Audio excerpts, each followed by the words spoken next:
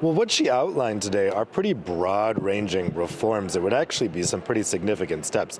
She was making the comment, speaking here at the European Council Summit, just after she had spoken to the 27 prime ministers and presidents who are gathered here today. She said she told them that the parliament is taking this very seriously and is going to make some serious steps.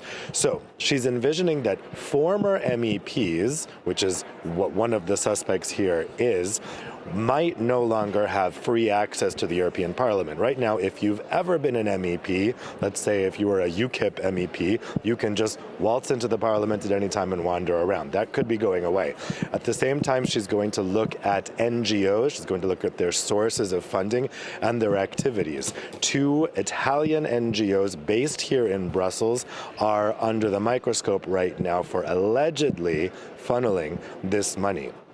Then she's also going to look at coordinating with national authorities, notably in Belgium, Luxembourg, and France, to possibly remove the immunity enjoyed by members of the European Parliament, which could impede investigations into this type of thing.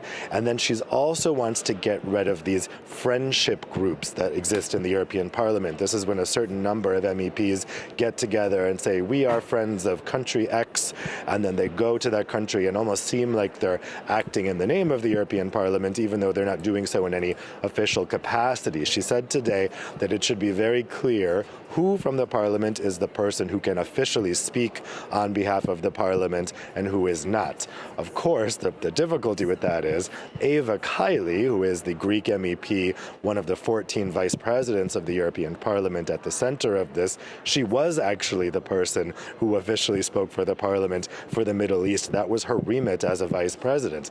So some of these efforts, she said, would directly address what happened in this scandal, and others are just good ideas. The most notable thing she put forward today is that the transparency register, which is currently voluntary, should become mandatory, and foreign countries should no longer be exempt from being listed on it and having their meetings declared. Now, all of this is supposed to come forward with a concrete proposal in January. It's not just her that can do this. She's going to have to work with the Conference of Presidents in the Parliament, and for some of these things like the transparency register, she'll have to work with the European Commission because that transparency register is shared between those two institutions.